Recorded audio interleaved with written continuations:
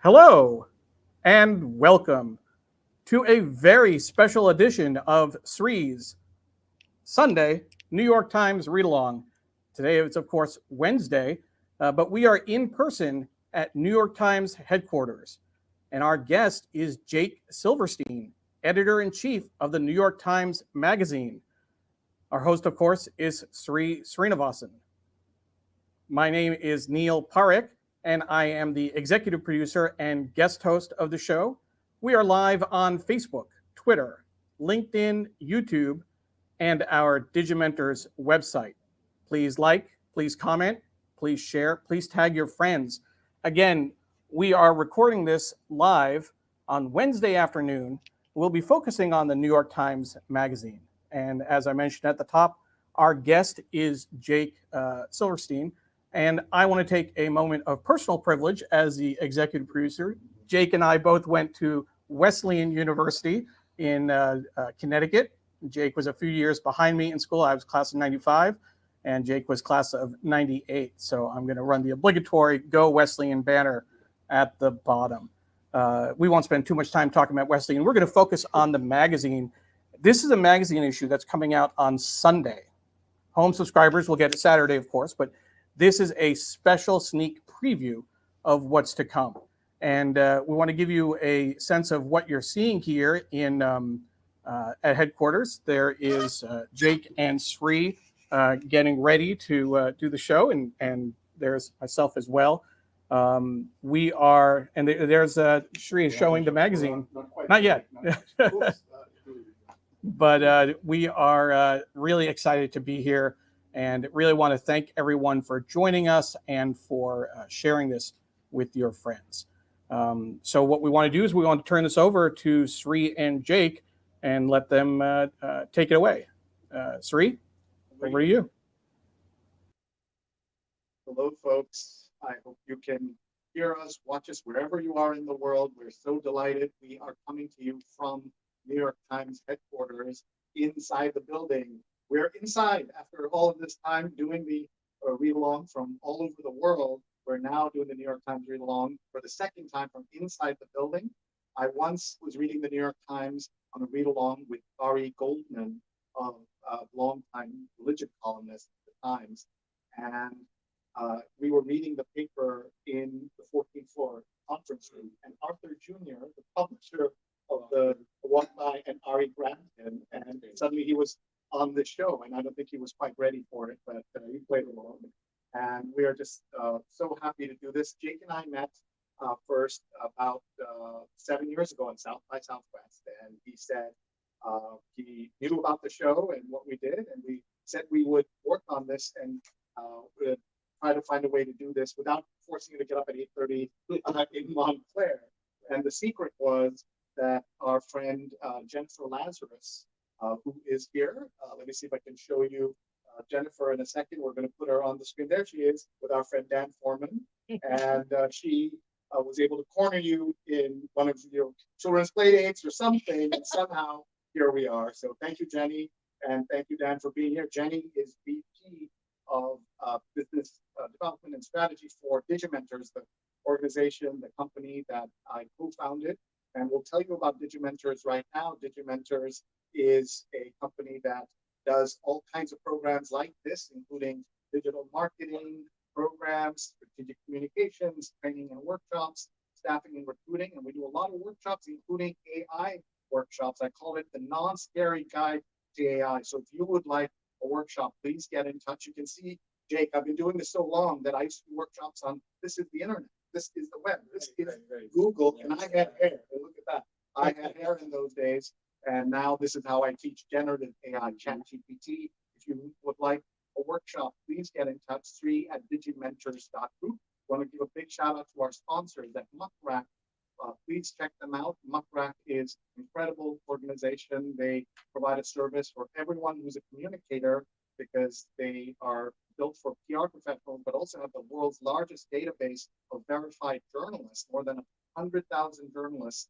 And you can join that for free if you're a journalist, and you pay for the service, of course, if you are a PR professional. So check them out. And we always want to thank our audience, people who are watching Carol King is watching from Tampa Bay. Thank you, Carol, for joining us. Carol is watching on YouTube. Kennedy Moore says, what an idea on LinkedIn, because we're on LinkedIn as well. And Deborah Bernick is watching, is a New York Times subscriber. And that's really important because, as you'll hear from Jay, this magazine cannot be subscribed to without getting the New York Times itself. So you will hear about that. And Stephen Kaplan, who also works at Digimentiors, is here. Wonderful to hear Jake's insights on the New York Times magazines and more. Shout out to the legend herself, Kathy Ryan, as well. Who's Kathy Ryan? Kathy Ryan is our long-time photography. Truly is a legend. That's a correct statement. Who has been filling the pages of the New York Times magazine with brilliant photography since long before I was here. Put it that way. Maybe we'll have by later. Ooh, that'd be exciting. We'll get a special visit later. Yeah, Bigford, who's the creative director since. Thanks. And we have Bob Anthony's watching from Brooklyn. Folks, tag a friend. They can watch us live now or on all these channels. As soon as we're back, or as soon as we're off the air, it will run live on Facebook, Twitter, YouTube, LinkedIn, and the Digimentors.group website. And Diane Stefani is watching from New Jersey and says, thank you for the team for making this happen. And she's a fellow New Jerseyan. And folks, tag your friends, tell them we're live inside the New York Times Magazine. And we're going to reveal the cover. This is the back. The ads are important, as Jake will tell us, that ads make this all possible. But the cover will be revealed by Jake in just a moment. Tell us where you're watching from. Tell us what you're doing. You're used to watching our show Sunday mornings live. And Jake, we even have people who watch live from California. They have the newspaper lined the driveway, and they just want to know what to watch. So friends like Diana Levine and also our friend Doug Levy, they get up on Sundays and watch live, so that's kind of fun. And Carol says, is audio guest having an issue? So we may make sure that we'll ask him to speak up as loud as he can, and otherwise we'll switch to this camera and we'll be okay as well. So this is a new venue for us, and we're, as you know, if you've been watching the show, we've been remote for all of these 3 years of the pandemic, and so now we are back in person. And by the way, we've been doing the show for 7+ years, almost 8 years, and we are again thrilled. We're inside the New York Times, talking about the New York Times Magazine, and so I'm going to bring Jake on here to say hello. Hi, Jake. Hi, good to be here. Thank you so much for being with us and letting us do this. Tell us what it means to be editor-in-chief of the New York Times Magazine. Ooh, I mean, one of the things that it means is making sure that the operation that is able to turn out this magazine every single week. Because we are true weekly. I don't think we don't have any double issues every single week. It means making sure that the operation that, as you can imagine, is quite extensive, is required to make sure that operation. Yeah, the point is, the summer in magazines is one of the things they get to do is to have a double issue, like at the New Yorker and other magazines. And have you ever thought about that? You say lucky guys, well, and gals. You can't really. I mean, it's first of all, second of all, it's New York Times Sunday magazine. It's it comes every Sunday. It's just the expectation of our readers that the magazine will be there. It's a weekly magazine, and we just really can't do it any other way. And so for people who aren't familiar, if you can believe, there are people, of course, all over the world who don't understand the magazine versus the newspaper, et cetera. They all watch it all online. Talk about the magazine, a little bit of the history of it, and what people should know about the Times Magazine. The Times Magazine was first introduced in 1896. It was the first part of the New York Times to publish a photograph. It's been used for lots of different purposes in the 100+ years since then. Back then, the type of journalism that it published doesn't bear much resemblance to the type of journalism that we publish today. There was a period of time in the mid-20th century where it was kind of more like the opinion section of the paper. You would see, world leaders and the types of people who now publish op-eds in the opinion section of the paper. You would see them in the magazine. But you also saw a lot of what we would kind of describe today as like literary nonfiction or narrative nonfiction as well. And over time, it shed some of that other element to just become more what we think of in a modern sense as a kind of proper magazine. It's had too many different editors over the years to count. I took it over in 2014. I became editor-in-chief in 2014. As the time of frame that I've been editor, one of the big aspects of publishing the magazine has been the fact that the magazine is becoming more and more and more integrated with the rest of the paper, because all of our stories are being published on the same website. And online, there's far less distinction between stories. And also online, the package of the magazine, the bundle of all the stories together, which, as I'm sure most of the people watching know and appreciate in the way that they consume the magazine, that bundle is a lot of what we longtime magazine editors who started out in I guess it's correct to say a pre-internet era, or at least an early internet era, that the bundle that you have in print is and how you kind of create a sense of pacing and variety and so forth within that bundle and coherence. Of course, that's gone when all of the individual stories from the bundle are being published separately online. That's really changed, or is maybe a better way to put it is, it's changing the nature of the job of running the New York Times Magazine and writing for the New York Times Magazine, and all the people out here who edit and design and take photographs and so forth for the New York Times Magazine, where we are over the last decade, and I think this is a trend that will continue, becoming much more integrated into the rest of the paper. When you joined, of course, one of the things that was out in the air is how long will there be a print edition of the New York Times, which means also a print edition of the magazine. So tell us about taking the job at that moment, and how the pundits have been wrong about the New York Times. Well, I mean, probably the biggest transformation in the New York Times over the decade or so that I've been here has not been in the anything to do with the print edition of the New York Times, but has been in the growth of our digital subscription business. So when I got here, we had roughly 1 million digital subscribers, and today we have roughly 10 million. That's just a complete transformation of our business in the last 10 years. And there's a public goal of 20 million, 25 million, 15 million by 2027. Okay. So I didn't want to put extra pressure on you and say 25 million. Right. Luckily, we don't have to come up with those next 5 million all ourselves as a magazine. But that's really transformed the business, as should be obvious. And it's part of what has made the Times such a healthy news organization. It's been able to grow. Our newsroom has grown significantly over the last decade, at a time when a lot of other media organizations are having to downsize. We've been able to grow. So the digital subscription strategy, which is useful to maybe cast our minds back to the point when people really mocked the New York Times for putting up a paywall.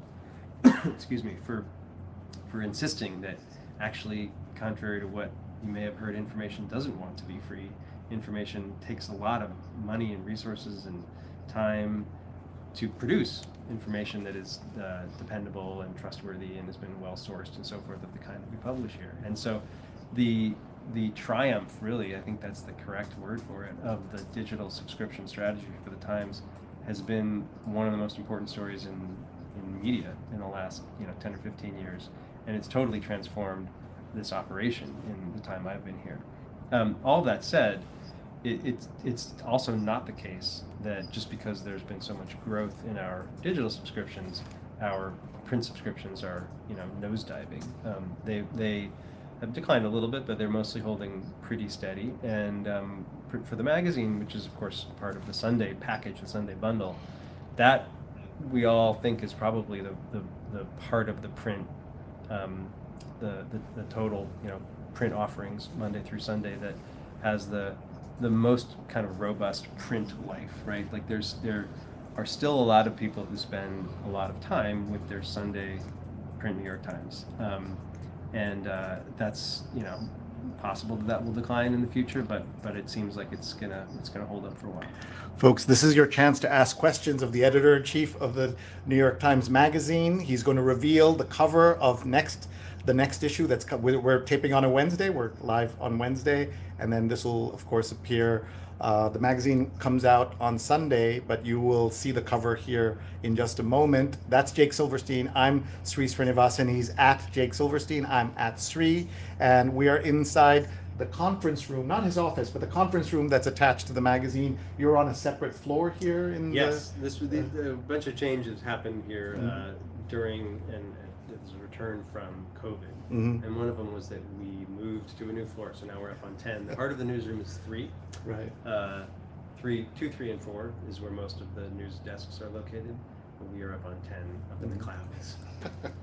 And I was just looking at earlier at these bars that are part of the Yeah. very iconic Renzo piano Yes. building, and then I remember that He calls these baguettes. baguettes. Renzo piano Nice. bars, yeah. And they used to go all the way to the street, and then people started climbing on them. This That's might have been right. before you came. No, yeah. Were you here? No, I wasn't here, but I know what you're talking about. And they had to cut them Right. to keep people from there from climbing this. And you can see the Empire State Building. And what does it mean to be in Times Square for the Times Magazine? Obviously, the Times Square comes from the New York Times. Not everybody knows that.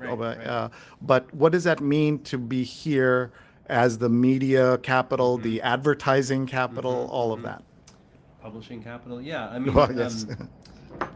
I think the particularly post-COVID, the physical location of any media organization is less significant than it used to be.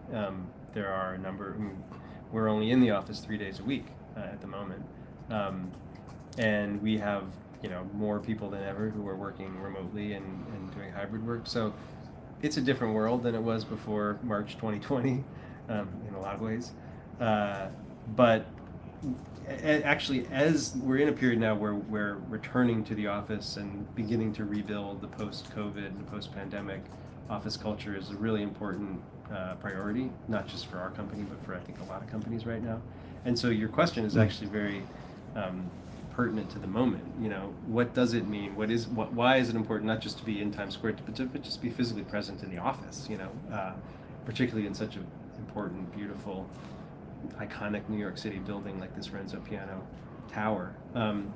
I mean, I think it's hugely important. I think the energy that we all take from being in this building together, the energy that we take from Midtown, like you said, being in the vicinity of for the people on the business side of the operation, a lot of the advertising agencies that they work with, a lot of publishers are around here. The sense of I mean, Midtown Manhattan, it's not the most picturesque part of the city, let's say, but it is a very bustling part of the city, and that energy I think is important to feeling like when you come to work at the New York Times, you're coming to work at a place that's like a kind of crossroads of a lot of different important forces in the world. And of course, the fact that this is the Times building, you folks were this was again before your time. You were a little bit further north, and now you're here. And folks, we are talking to Jake Silverstein. If you have questions about the Times Magazine or the New York Times, please let us know, and we will ask Jake. So ask Jake anything. I remember one of your predecessors, or one of your former colleagues, Bill Keller, used to have a throw things at Bill, and people could ask Bill anything. So this is ask our friend Jake, and throw things at Jake. And one of the things that I wanted to share is that our friend Dr. Sujana Chandrasekhar is a huge fan, and she says she reads it all the time. And she says she misses Bill Sapphire. Yeah. So you must hear things like that, people hearkening to past years, decades, and sometime before you were even reading magazines. So what do you tell people about that, and what does it mean for a magazine to evolve and not have the exact same column, even if the columnist passes on, etc.? And by the way, who's William Sapphire? Somebody's asking. I'm sure. Well, Sapphire wrote the beloved, I used to love it too, column on language in the magazine for, off the top of my head, I can't remember exactly what the time frame was of on language, but it ran for many, many, many years and was a reader favorite. It ended before I took over, and actually one of the columns that we introduced when we the first kind of redesign of the magazine after I took over was vaguely inspired by on language. It was called First Words, and it was a column that ran as the first column in our front of book. It's no longer there, it's been replaced by a different column, but it ran for 5 or 6 years, and it was essentially like a close reading of a word. Sometimes it was a phrase, but usually it was a word that you had just suddenly started to hear a lot. Like either it was something that was popping up in a kind of discourse on social media, or it was something that truthiness. Truthiness is a perfect example of the kind of word that we would pick up. So that was kind of in a sense like an update, if you will, of Sapphire's old column, because you're not the only person who said that they missed it. But of course, columns and features and ways that the magazine communicates do have to evolve. Now the most important element in that evolution is thinking about all of our columns as being digital first in nature.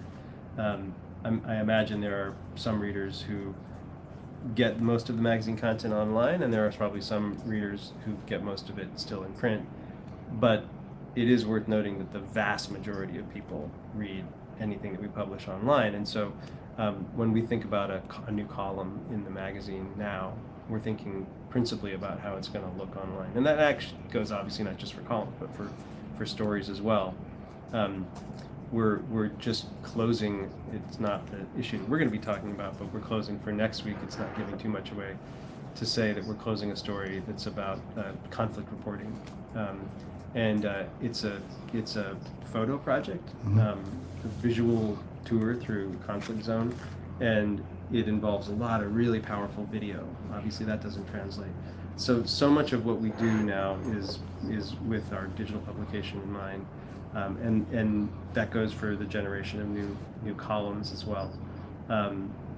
That said, I mean, obviously, everything that we're doing is, we still take our print magazine very, very seriously, and we put a ton of time and effort and care and resources into it every single week. And all of the features that we're currently publishing are features where we think we've done the work that it takes to make them both successful as a digital and a print product. I don't know if that answers your question. No, that's great. How does features evolve? But it's okay. One of the things. Actually, here's a specific example, because this is a case in which we have a feature. One of the things we're proudest of right now is our talk column, where the same feature has existed for many, many years. If we went out there, we could grab an old copy of the magazine and see what it used to look like. But talk was for, I don't know, many, many years. Talk was the back page of the Sunday New York Times Magazine. This is last week's issue, just so anybody's this confused. Is Dr. Emily Morse, not a real doctor, but somebody who has helped a lot of people think about their sexuality. Perhaps some of the viewers have listened to the Sex with Emily podcast. Don't do it with your children in the room; you'll be very embarrassed.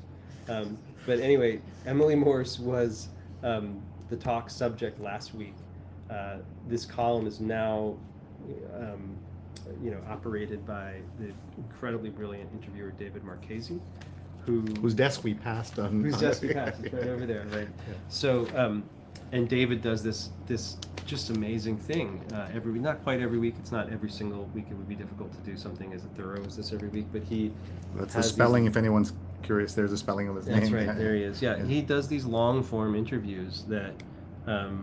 He just he's a great interviewer. And then you annotate these, right? Like you started the because he goes so deep that he's often asking people questions about things that they need a little bit of annotation. Let's see, and also not to confuse anyone, that's actually Gwyneth Paltrow being interviewed in the corner there by Emily Morse, and he pushes back on her whether she's an actual doctor, and all kinds of things come up here. So again, we are a family show, so maybe we won't go into all of this. But I will show this part where this interview has been edited and condensed for clarity from two conversations. Longer version online in the magazine. That's important. So and if you remember, there was this kind of Kremlinology that happens about the magazine before your time. The first time when it was being, the fact that it was edited was news to people when it shouldn't have been. All interviews are somehow. Wrong, but I think it was the interview with Ira Glass that triggered that whole. I don't remember. Yeah. You remember? Yeah. Yeah, I think it was. That's Jenny Lazarus saying hi, and Dan Foreman, and you guys can ask questions too when we're ready. Jenny with the deep cut, remembering that was Ira Glass. I don't really remember exactly what the controversy was. Well, it was just that it was, somebody pushed back. Ira pushed back to say, why did you edit it this way? This was in maybe 2008 or something. Yeah, very early, yeah. But what I was going to say about this is that this is what we currently call our talk column. It's completely different from what the talk column used to be. For years, the talk column was the back page of the magazine. It was very short.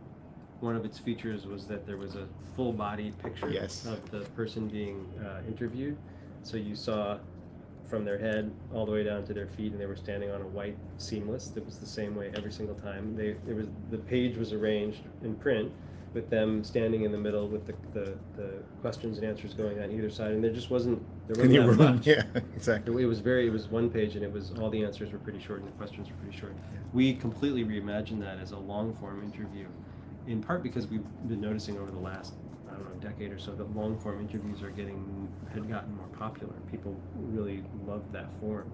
So we still have the same talk branding, but it's a completely different and more, I don't know, I think more interesting feature. Before we go to the new magazine, I just want to show a shout out to Farnaz Fasihi, former student of mine at Columbia really? Journalism School. Oh, cool. This is war reporting in a different way, or conflict Yes. reporting in a different way from Iran. You had basically the diaries of 5 women. That's right. And Farnaz wrote Three an women, essay, yeah, three young women. and wrote an essay. But Farnaz not only wrote the essay, Yeah. but like facilitated these young women writing their diaries, like got into contact with them in the first place. Farnaz is really responsible. And she said something about there being, like, the editor was also Iranian, and Yeah, maybe the yeah. photographer. There was like Yeah. 3 Iranian women were also involved in Yes, producing yes, it, and I yes. think that's really cool. And let's just look at another cover. There's a different style. Tell us about how you came up with this cover, which many people, when we showed it, they said they loved this cover. Oh, that's great to hear. Yeah. Well, We're just going to show you the cover so you can see. There it is. there it is. So this was for a story about the booming multi-billion-dollar industry of credit repair, which is a sort of, shady industry. It doesn't always deliver on its promises to people, but it is a function. It exists as a function of the fact that credit scores have become a real, form of a real litmus test for what people can afford to have in their lives. Credit scores determine so much about people's economic health and security that when you have bad credit repair becomes necessary, and there's a huge credit repair industry. This was a story, and this happens from time to time, where it's a very interesting story, very important story, difficult to visualize because what I just explained about it being a story about the importance of credit repair. What we had in terms of photographs were pictures of people who are in the business of credit repair, or who have benefited from the business of credit repair, Or suffered because of it. suffered. We had some photographs of like conventions where people were talking about credit repair. We had, I think, a couple of photographs of like storefront credit repair shops. None of it really conveyed the big idea of the piece, and it also just, these photos weren't. They were interesting journalistically, but from a strictly visual standpoint, they didn't make a great cover. And that is something that we sometimes have to wrestle with. And it's something that the other types of journalism that is published in the New York Times doesn't quite have to wrestle with in the same way. Where if you're publishing a story on A1, even with that prime print real estate, you don't quite have to think about a photograph needing to hold a cover in the way that we think about a photograph needing to hold a cover. So sometimes in cases where we have a really important story that doesn't yield cover-worthy visuals, we come up with another solution. So that's what you did here. Yeah. In this case, we did a typographic solution. Yeah. And often we'll sort of take inspiration from the source material. For The industry it comes from. Yeah. Another recent example of that was the great cover that was for Jim Rutenberg's story about the Fox Dominion trial, where we sort of aped the style of a New York Post cover. With a picture of Rupert Murdoch on it. This was, I don't know, a month and a half ago or something. Sure. But yeah, we sometimes do those kinds of, covers in the style of some other favorite. Yeah. Well, let's just look at the comments coming in. Here's Lisa Buckingham says, "This is terrific. Hi, Sri, and thank you, Jake, for sharing. Watching from 56th and Park. Thank you very much for watching. Tell us where you're watching from, folks. Here is Sudha Parekh, mother of Neil Parekh, says, "Happy International Yoga Day and International Music Day to everyone." And she also has some questions. But before we go to some questions, I did want to have Debbie says, "Last week's Dreaming of a New Iran," which was the cover we saw. Excellent. And love the ethicist. And we'll talk about the ethicist when we come to it. Can you add more letters to the editor? And I'm sure the the letters editor would love to hear that. So, well, one of the things that we have added since I started here was this cool feature. I really love this, where we have an illustrator illustrate these certain comments, or sometimes it's tweets, or sometimes it's comments posted on the site, which can end up being a real thrill for the commenters to see sometimes it's they themselves are depicted by the cartoonist. This is Giacomo John Marini, who's just an incredible illustrator who does a lot of different work for us. But that does cut into the amount of space that you have right. letters. Yeah, So. and we should also talk about the importance of white space in print. Yes, that really matters, right? absolutely. That's why you have that. Well, you see this sort of this grid that was created here, where you have this one long, slender column. That was part of the redesign from. You see it come back here. And here, yeah. Do you have a name for this? All these things have names typically. I actually don't think we have a name for this grid, but this is all part of the. There's the ethicist. We'll be talking more about him in just a moment. So I think people are waiting for the reveal. Okay, so right. Here we go. So tell us what you're about to do. You mean, well, what are you going to, forthcoming weekend's cover. So it's interesting because at this point, Wednesday, everything, I believe, with one exception, from this issue has already appeared online. But interestingly, the one thing that has not appeared online yet is the cover story, which is what we're about to reveal. But it's just that was not the case in the past, right? It was not the case in the past that by Wednesday, before the magazine arrived, truly everything would have posted. Things started going up online last weekend. So anyway, so this coming weekend's New York Times Magazine. Ta-da! The trillion-gallon question. California's dams are vulnerable and thousands of lives hang in the balance. How long does the state have to avert disaster? By Christopher Cox. I presumed you hadn't memorized the exact headline. Yes, thank you for reading that. I don't know if this is totally coming through perfectly, but this is just an enormous a flow of water, of white water, coming out of and there's your skinny spillway. Column. Right. Coming out of spillway. This is a story. This goes online tomorrow. So this is a story where the online version, this basically the same picture. It's a little different in terms of the orientation of the camera. Is a video online. So just gushing water. That'll really, be amazing. It's really cool. That amount of water is quite a sight to behold. But this is an important story about the state of California's dams. Obviously, this was a very wet winter out west, and as that snowpack is melting, there's increased flooding. There's been a lot of rainfall too in the spring out in California, and this is a piece that it's not just about this particular season and its rainfall. It's about the state of California's dams more generally. It starts with the story of the Oroville Dam, which had a catastrophic failure that was averted in the end in 2017, but that woke a lot of people up in California too. And so the Seven Oaks Dam in the San Bernardino. This is one of the other dams we photographed. Sometimes. And the spillway of the Oroville. Yeah, it was on the cover, exactly. Spencer Lowell for the New York Times. And we should talk about the photography throughout. Absolutely. And feel free to shout out any and everyone that you. And since we're looking at the table of contents, it's maybe a good moment to talk about the strategy behind the table of contents photograph, which of course is something we have to decide on every week. And we could look at the previous 2 weeks too. We always try to pick a photograph for the index that is just intriguing, right? So like this is from the credit repair story. So you see this says Credit Life. Then over here we have a photograph of a Spanish former spy who is going to prison and who's made all these secret recordings during his time as a spy that have turned Spanish society upside down. And then here we have a very weird kind of futuristic, almost abstract shot of one part of a dam in California. We try to use the table of contents for evocative, intriguing images that don't tell you the whole story, so you kind of go, what the heck is that? And you want to turn to see more. And this is the writer Charlie Savage. Yeah, so this is a feature that we do every week called Behind the Scenes. It's pretty obvious what it is. But this is not necessarily about the cover story. This is about a different story in the issue. And it's actually a funny situation. So this is Charlie Savage, who is a national security reporter for the New York Times. Very serious guy. Very serious job that Charlie has. In an earlier life when he was in college in the 90s, he wrote this is one of the stories in the issue this week. He wrote a piece for an alt weekly. This is in 1995, four or five.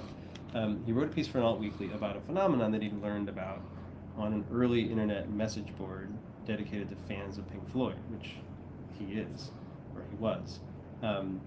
And the phenomenon was something that's called the dark side of the rainbow. Perhaps some viewers are familiar with it. And this is that if you watch The Wizard of Oz and you listen to the Pink Floyd album Dark Side of the Moon at the same, it's synchronized at the same, starting them at the same time, it really seems as if the music has been written to accompany Dorothy's adventures. And so is it an investigation of that process or meditation? So Charlie wrote a story about this. Right. So Charlie did it. First of all, he this early internet days, he sees somebody on a message board saying, "This is a crazy thing. If you line these things up, it's crazy." He does it in his dorm room. He's in college, and then he thinks this is cool. He writes an article for a print alt weekly. This is 1994. Then he takes that article and he puts it on. You can see here the digital treatment of the story. He puts that on his personal website, which he was coding himself. It was a very rudimentary early one, and because of that, it becomes what at that time was a sort of viral, would pass for a sort of viral phenomenon. Was people passing this around and hearing about it. Eventually got reported on MTV News. It became a big deal, and now it's a thing. It's a thing that Probably has a Wikipedia entry. It definitely has a Wikipedia entry, and it's sort of followed Charlie around, even as he's become this very important national security reporter for the New York Times. It's still something that comes up in his Wikipedia entry. It's something that comes up when he's introduced to give an important speech. That he's sometimes credited as being the inventor of the phenomenon known as the dark side of the rainbow. But he did not. He was following an internet. He was a popularizer. Yeah. He was sort of he may be catalyst or something. He was perhaps should get credit as being a discoverer, but he didn't invent it. Anyway, this being the 50th anniversary. 1 second, we're going to play some audio here if we can. Yeah, Let's sure. see.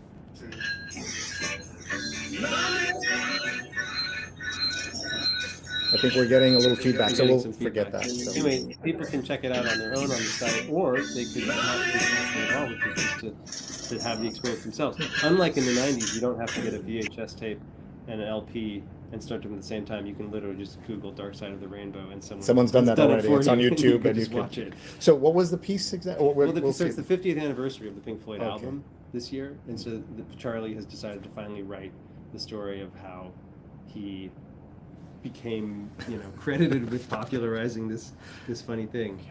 Okay. Anyway, it's a really fun and interesting story and a trip to an earlier era of popular culture. So let's take a look at. So we're just going to flip through the magazine with the editor-in-chief of the New York Times Magazine. That's Jake Silverstein, and I'm Sri Srinivasan. He's at Jake Silverstein on Twitter. Please follow him. And I'm at Sri. I'm here with Neil Parekh, who's our executive producer, and there's Jenny Lazarus and Dan Foreman. Thank you all for being here. You're going to ask a question in a little while, I'm sure both of you there. But anyone watching, please ask your questions. I just want to show one comment here. Hi, Sri and Jake. My 15-year-old and friends do the crossword, so keep them coming. Next Gen is watching you. Oh, great. That's from Cecilia J. Nice. Thank you, Cecilia. And Marilyn, who works with us at Digimentors, the magazine is my favorite. And so that's Nice. great. And then Ron Thomas is watching from Verona, New Jersey, but he's usually in Dubai. And wherever is in the world, he will watch us. And he's also been on the show. And he was on the show with me in my apartment, I think a couple of weeks before we shut down on the, thanks to the pandemic. And Bob Anthony, who writes a tech column for my newsletter at Substack, srinet.substack.com. He says, hilarious to see a tabloid-style headline in the New York Times, but it works perfectly for the story. And that was that cover we saw about credit repair. Tell us where you're watching from. Tell us your questions. And please tag a friend. They can watch live later, now or later. The recording will run on Twitter, Facebook, YouTube, and LinkedIn. Neil. Just want to show the Yeah, newsletter. thank you. This was my latest newsletter is about teen mental health. And of course, something that we all worry about. And you can get that at srinet.substack.com. By the way, that's an AI generated image. I said, really? typed in teen mental health, and that's what popped up. And creepy. it's a little creepy, and I guess that's the point. And we talk about what the crisis is and what we have to do. And there's Bob's column where he talks about tech. So thanks, Bob, for watching, and thank you all for watching. Let's continue to flip through the magazine. What a pleasure and privilege this is. So you have the thread, which is an allusion, I guess, to like message boards, and you have a thread of conversation.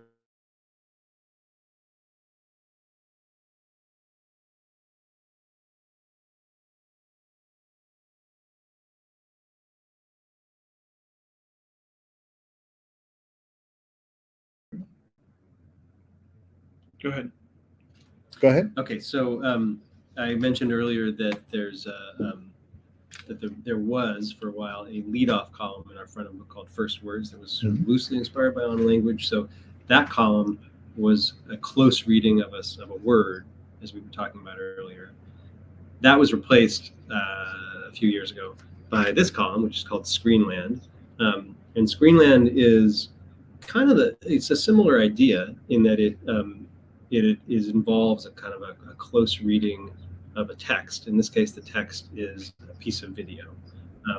So this week, it's not always, it's actually less often about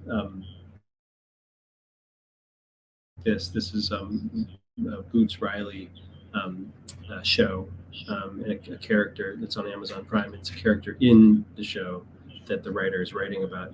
Often this is a piece of video that's not like a produced TV show or movie, but some sort of viral clip that's making the rounds, and the writer will kind of analyze what's happening in that video. So that's called Screenland. And our idea with that column was basically just that we live in a world of screens. We live in a world of videos. It's a kind of lingua franca at this moment, and so we should have people analyzing video as part of it. That column ends in something that's very almost antithetical to the world of screens that we live in, which is the poem. This is something we've had now since 2014 or 15 when we first redesigned the magazine after I got here. It's a weekly poem. What I like about this poem or this feature is that it's not an original poem. So we're not poetry editors choosing a poem based on original poetry that's sent to us. We're choosing a poem from a recent poetry. So this is a poem that has already been published generally, or is about to be published in a book of poetry. But let's be honest, how many people purchase books of poetry? Not a lot. And most of the readers I would guess that most of the readers of the New York Times Magazine, even that readership, Even them, yes. is a very literary readership, are probably not filling their bookshelves with new poetry volumes. What you may not know, Jake, is that we read the poem every week Yes. online. Without prep, and I say that only poets should read their own poetry, or scholars of the poem. So if it's okay with you, I'm going to butcher it now. Sometimes I butcher even the name of the poet because I'm reading it cold. But you'll tell us a little bit about the poet and Anne Boyer in a minute. So I'm just going to read this. It's nice and short. Condition for Retention by Jennifer Nelson. Today the sun feels like such a gift. The idea we roll around it means all gifts are self to self. Ear to the wrist, blood must grunt all day or relax when no one listens. I keep beating the ground to distribute what it saved from the thunder. I apologize to Anne, Jennifer, and everybody else, and to you, Jake, for reading it cold like that. That's great. Okay, so now tell us. Well, so Anne, so every year we have a different, since we've been doing this feature, we have a different, what we call poetry editor. It's typically a practicing poet. And they once had the poet laureate of the U.S. and then future poet laureates. We've had Natasha Trethewey, Rita Dove, Terrence Hayes, Matthew Zapruder, Naomi Shihab Nye. It's been the great the greatest hits of American poets. And what they do is they sift through. Basically, publishers send them books and say, "This is a book of poetry that's about to come out or just came out," and they pick. Thank you for existing. Right. Well, what we like about this is that it brings attention to poetry, and poetry doesn't get enough attention. Sure. So Anne Boyer is our current poet laureate, and is probably most well known to readers as the author of this incredible book about cancer. We're going to take a pause right there because we have a special guest. Hello. Gail Bickler, the creative director of the magazine. Nice to meet you. Maybe I'll just pull a chair. Yeah. Yeah, let's see. Hi, Gail. Thank you so much for joining us. Thank you for being with us. Yeah, he's bringing. Yeah, an editor's work is never done. Even has to move the chairs. This is the second time we've had a surprise guest when doing the read along from the building. The first time was Arthur Jr., the publisher. So you fit right in. Yes, you are. So introduce us to our guest. Well, so Gail has been the creative director of the magazine since 2014. Is that right? Yeah, that's right, the summer yeah. of 2014, Yeah. and before that was here for how many years? A number of years. That was when I got here. Yeah. But about you 10 predated years. me. 10 years. Yeah, long time. In the design department, and We need to find the first day of Jake, and what does 10 years of being the editor do to Yeah, you? right. Yeah. But Gail has been running our design department now for about a decade, and in that time has just become like truly one of the most celebrated creative directors, and runs one of the most celebrated art teams in the business. Every year, it has become embarrassing even how many awards that our art team wins during the awards season from the Society of Publication Designers. They just had their awards 2 weeks ago, 3 weeks ago, Yeah, 2 weeks ago, Mhm. and Gail's team won for the third year in a row. Second, I think. Second year in a row, Yeah. design team of the year. Never correct him when he says 3, so he'll, when it's time for analysis, Just review, anticipating he next keeps year. remembering that, yeah. Anyway, we could go on and on, but suffice it to say, us editors are just incredibly lucky to get to work with as talented a visual journalist as Gail, who makes our stuff look so good. And we, one of the things that makes the magazine a magazine really is that there's an intense amount of collaboration between me as editor and Gail as creative director, and we think a lot. I was actually telling them earlier about this cover, the bad credit cover, and how sometimes we have these stories that are journalistically very important, but they don't really yield a great visual for the cover. And I would say sometimes Gail is at her best when trying to problem solve in situations like that. Often some of the most brilliant typographic solutions that we've had that Gail has come up with have been the result of that kind of a challenge. So. And we've been actually discussing design throughout this process, including, I wondered even if you have a name for the skinny column that you seem to have done all over, including in the magazine, if that has a name yet. Does that have a name? Or I mean, the Gale. How about that? I cannot take credit for that.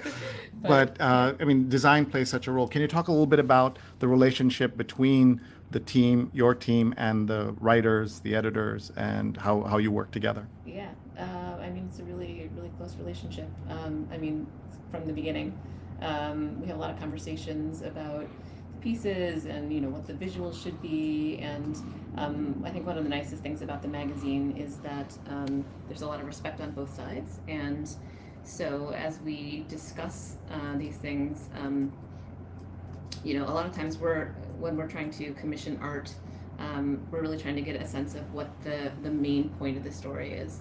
I think some of those discussions Jake has said at points have kind of helped him crystallize what that point is, just by trying to be really pointed about it. And a lot of times we take whatever Jake says and kind of try and go get someone to make an illustration, or we commission photography to get at that point. But sometimes we actually come back with something that doesn't quite fit that point, because there's sometimes a number of ways into a story, and then there's a kind of negotiation. A lot of times, your team will write language that goes with the image, and so it kind of goes both ways. But I think one really important thing is that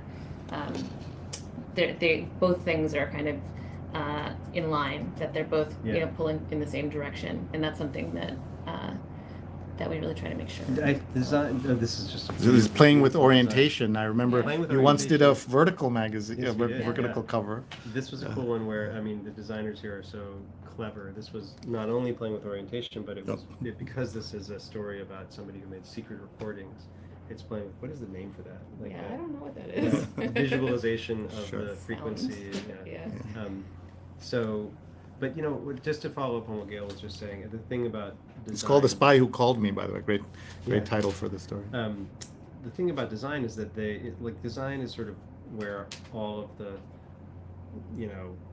behind the scenes thinking, it's where the rubber meets the road, kind of, right? It's like if a story can't get like boiled down into something that will actually make sense to a reader who's encountering it for the first time. That's what design does, right? Like design is like the reader who knows nothing about the like 6-month process that went into creating the story and isn't just picking up the magazine and is going to see it. What are they going to see? And is it going to make any sense to them? And are they going to like it? And is it going to be exciting? And is it going to feel original? All of that is the design, the work of design. And so sometimes because design has to answer those really pressing questions, they have insights about what the essence of a story is that's going to really grab somebody, that is really useful to us editors. And then we take that back and we go, okay, fine, you understood the story even better than we did. And then we go back and we sort of work that into the edit. That's really cool. Gail, what are some of your favorite covers that you worked on? Oh gosh. Or is it like your children? It's hard to pick. How does that work? Yeah, no, I have a lot of favorites. I mean, some recent ones. I did like the therapy issue. Just, I like strong concepts. We'll see if we can pull up some of these issues as you speak.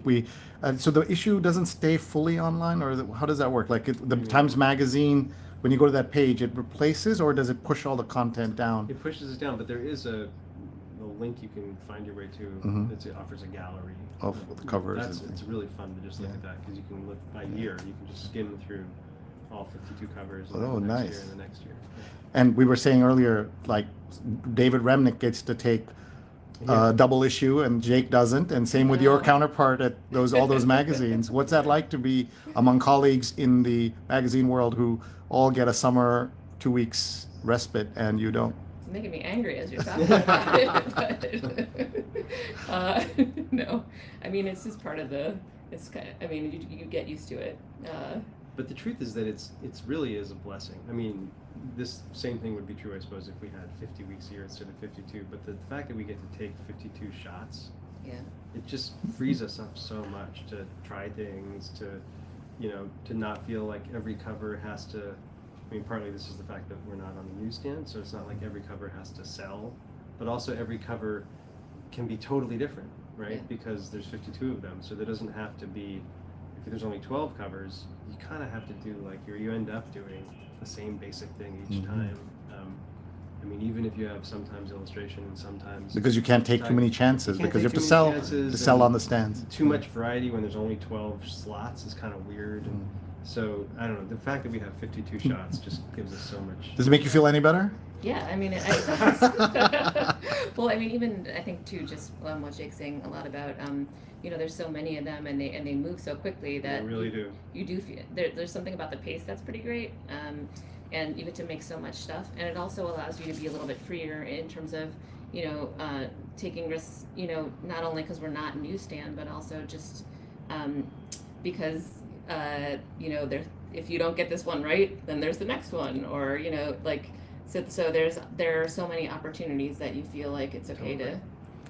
So here Neil's pulled up some of the covers, so we'll just I guess slide through them if you can. Oh, cool, yeah. So we're looking at the 2023 archive. Oh, yeah. Stop us so on anyone. Okay, so this one right here on the left, that's the therapy issue cover that Gail was talking about. Although, I remember this cover where the therapist and then all their the idea was clients. that it feels, this is not scientifically proven by data, but it feels like there are more people in therapy than ever before. Right. And so we were trying to capture that. Especially if you live in New York or on the Upper West Side, it definitely feels that way. If you go down to the next row. Yeah, next row. You'll see the cover we were talking about earlier, the Outfoxed, the New York. I love that. There you go. Really nice one. That was a really nice one. I thought this is a great example. The one on the left is a great example of the kind of cover that I think Gail excels at, which is the conceptual illustration. So it's a little hard to tell at that size, but that was a story about essentially the demise of or the decline of Twitter. Yes, thank you, Mr. Musk. Thank Yes. you, Mr. Musk. Oh, yeah. And so the idea of like a bird's nest that looks kind of like ratty and old and like kind of funky, with like trash, mixed into it, but you can tell It's perfect. Tell it's the Twitter bird because of the blue feather. That's just a classic Gail. Yeah. Although that is actually not my idea. That's Pablo Delcon's idea. But I love that kind Yeah, of feel free to shout out your colleagues too. Yes. This is such a team effort. I remember this cover of the baby, so iconic.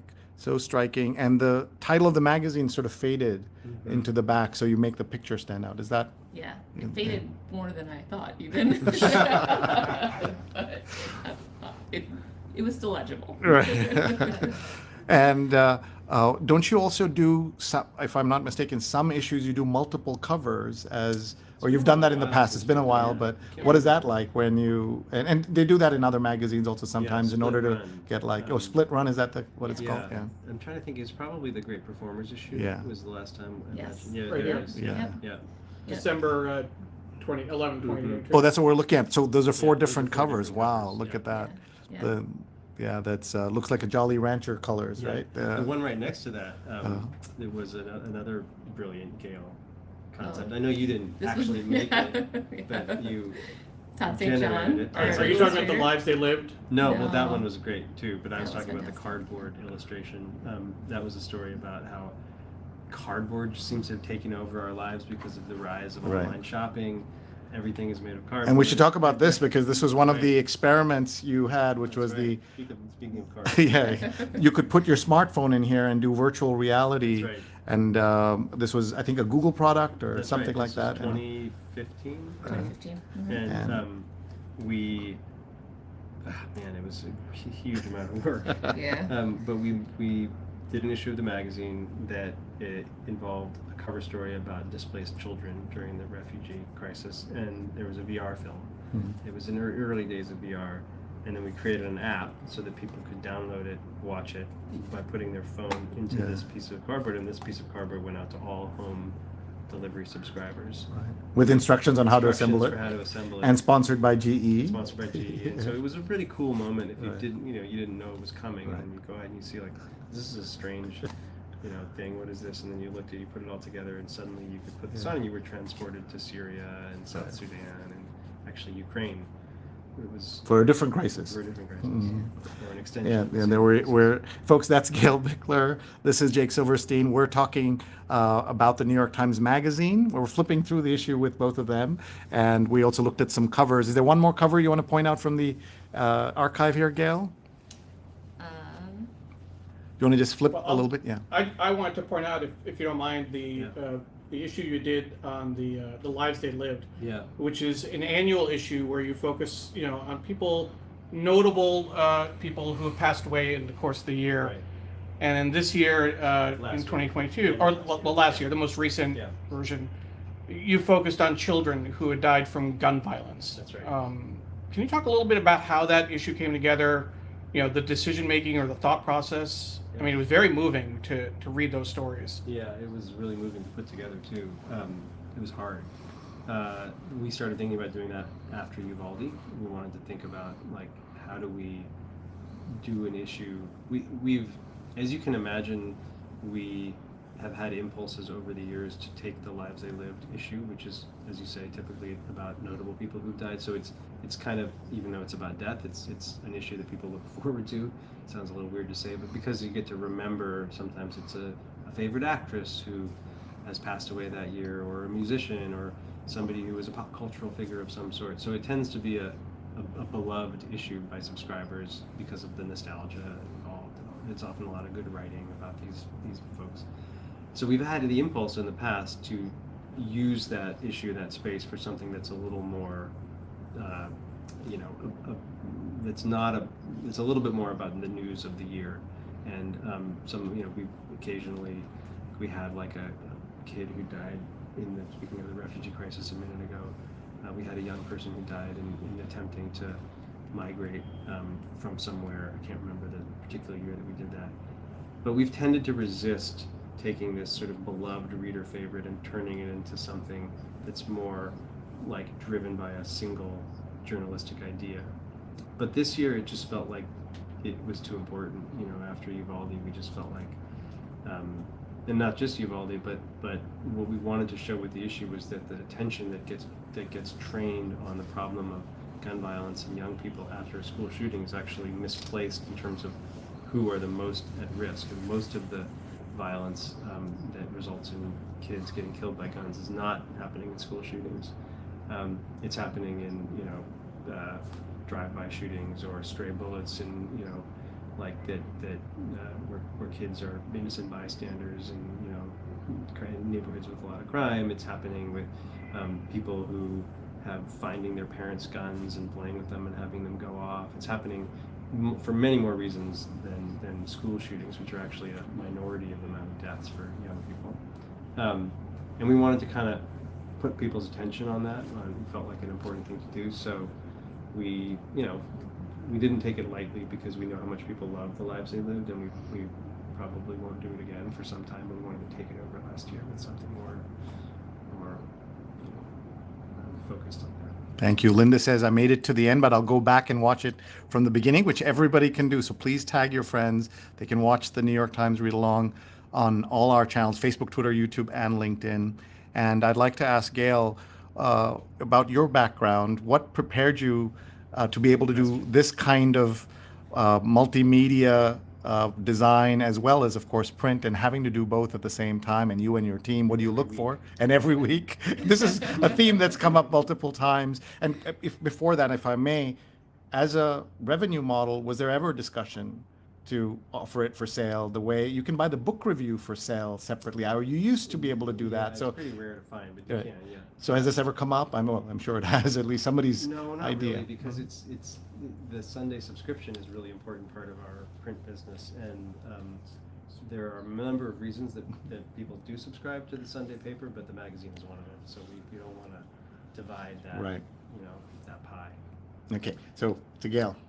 Yeah, well, I would say, first of all, that I just have a love of storytelling, and visual storytelling, and being able to do that in different mediums has happened over time. So when I first joined the magazine a long time ago, 19 years ago, it really was primarily print.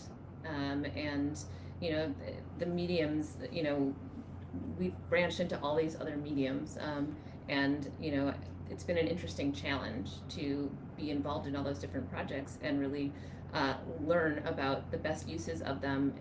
But I would say that good design is good design, and it transfers across mediums. And while I don't have the particular knowledge of how to kind of make things in every medium, I am able to be a good director of those things, and hire the people that do have that knowledge, just because it's so much about the basic principles of storytelling.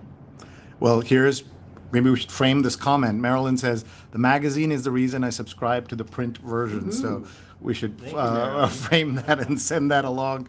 I'm sure you get comments like this all the time. And she says her students at FIT love the magazine and how you use it. So design students study this kind of work that you're all doing. Yeah, and actually, we've not made it past like the first section, so we should pick this up a little Gail's bit. Here, we should talk about some of the openers. Yeah. So in print, there's lots of design elements, of course. Every page has got a lot of design thinking that goes into it, but one of the most, I think, exciting moments of design every week are the 3 or 4 opening spreads of the feature stories. It's where you get to see typographic work, you get to see the cool relationship between design and photography. And it's always different too, so there's always a sense of I don't get this myself because I see it come together, but as a reader before I came to work here, I always loved these spreads because they were always surprising. Like how are they going to handle it this week, Yeah. And So I would also say just the way that the team works on this, we have so many talented designers, and each one of them takes a different story every week. And so there's a lot of variety in it, both in them responding to different types of content, and also just the different ways that they work and the different strengths that they bring to the magazine. And that's what I think really makes for a rich experience, having all these different voices, both in the writing and also in the visuals. And here's another skinny column. Yeah. But this is We one like where a good skinny column. but this is one where talk about like how the type relates to the photo, and how like sometimes the design is sort of taking inspiration from some of the graphic qualities of the photo. Yeah, I think that's true. Sometimes with our typography, we're trying to do Jake, your something- socks are being commented on also. They're very nice socks. These So. they were a Father's Day present. Oh, good. So. Oh, nice. So they got the attention they deserve. So that's good. Well, I was just going to say there's a number of different ways people tend to approach these openers, the designers on the team. Sometimes it's about an idea that's in the piece that they're trying to make clearer or play off of. And sometimes it's a response to all of the incredible photography that we have in the magazine. And I think this one is really a response to, you know, the positioning of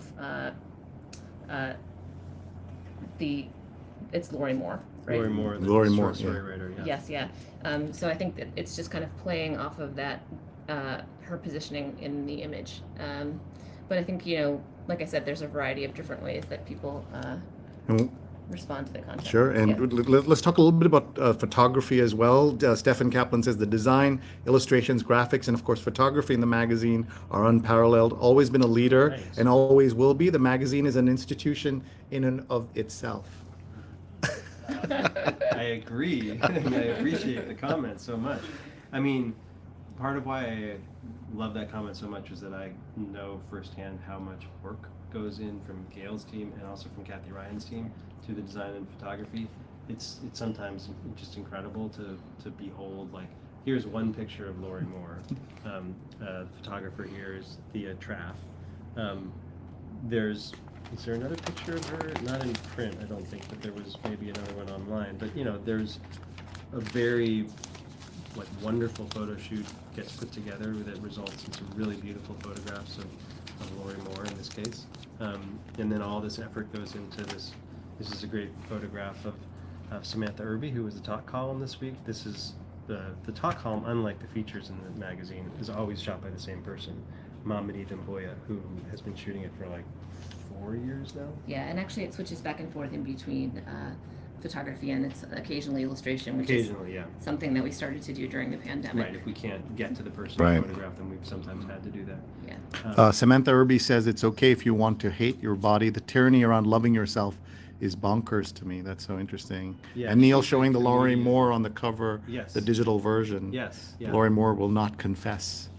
And- Yeah, Samantha Irby's a comedian, TV writer, and her one of her kind of funny motifs is just like getting people to admit what a mess they are. So let's go to the ethicist. Speaking of people who are have lots of issues to deal with, my husband is in his 70s and won't quit his job. Can I make him? So we're not going to. Normally, I ask our guests to answer this question before we read the answer. yeah. So we're not going to do that with you since you know the answer. But tell us about Kwame and his relationship with the magazine, and then Yeah. we'll talk also quickly about John John Hodgman. Hodgman. Yeah. So, The Ethicist is another one of these columns that's been through many iterations. I'm sorry, do you need to go back to work? You said you would stop by. And we want you to. The boss is asking questions. We want you to stay. I don't want He's you to feel telling like me, you- telling me to go back to work is what You I'm have getting. to Believe this is work. You might have thought you were only stopping in for like 2 minutes or something. Anyway, please stay if you want to. You have For to. now. Okay, good. So the ethicist has been around for a really long time. It was pioneered by Randy Cohen, the original ethicist back And had a nice little illustration of his, Yes, looked like a yes. Where's Waldo kind of early face. 2000s, I think it was, Yeah. maybe early 2000s, mid 2000s. Yeah, I think something like that. When we redesigned the magazine in 2015, we tried what I can now say was a terrible idea, which is that we turned it into a 4-person ethicist team that had a podcast. I remember That this. then, out of the transcript of the podcast, we created a column. And the reason it was a bad idea was because since there were 4 people, every possible answer to the question was surfaced among those 4 people. And so there was nothing for readers to disagree with, which is the Right. thing that people like most of all Right. about the ethicist column is to rail against the ethicists for having the wrong answer.